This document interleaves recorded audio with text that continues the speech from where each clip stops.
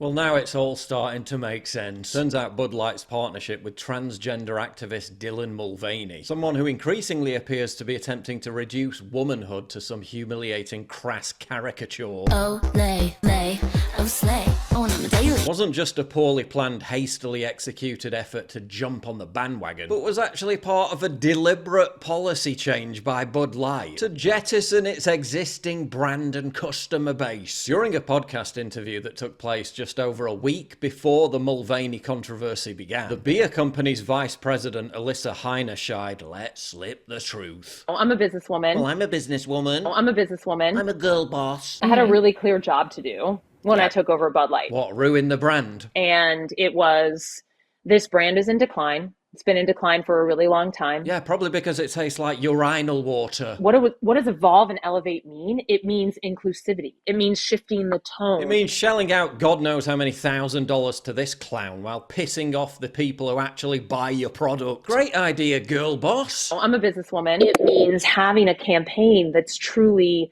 inclusive and feels lighter and brighter and different and appeals to women and to men. Or men pretending to be women. And we had this hangover. I mean, Bud Light had been kind of a brand of fratty, Frat lives matter. kind of out of touch humor. And it was really important that we had another approach. Was girl boss businesswoman's genius plan to demean and discard its existing target market successful? Good lord, no. Get woke, go broke is normally a tired cliche that doesn't actually play out in the long run. But in this case, serious damage may have been done. According to an industry insider, Anheuser-Busch distributors, particularly those located in the heartland and the south, have been spooked by the massive backlash to the Bud Light Dylan Mulvaney controversy. But the woke mind virus is so prevalent that companies like Anheuser-Busch now value their corporate equality index over and above keeping their customers happy. The CEI is basically a benchmark as to how best corporations pander to the message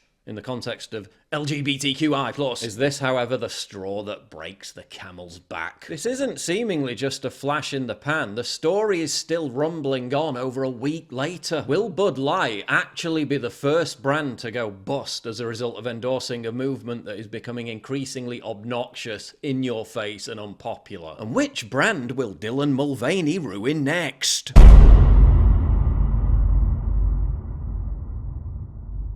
James Waters' plan for the evening was simple: get drunk. But the angel had other ideas. He offered James the answers to any 10 questions of his fancy. The nature of God, the universe, or hell, even JFK's true assassin, it was all for the asking. But then the demon threw him a hard curve by telling him someone in the bar was going to die at 12:21. The book sinks its teeth into the Nephilim and the giants mentioned in the Bible, the biblical documentation of time travel, creation versus evolution, as well as the reality behind Roswell, UFOs and aliens, and how man is trying to replace God with transhumanism. I've chatted a lot with the author. He's a fascinating guy and he's a big fan of the channel. So please support me and him by getting your hands on an ebook or colour hard copy of 10 questions for James by clicking the link in the description below.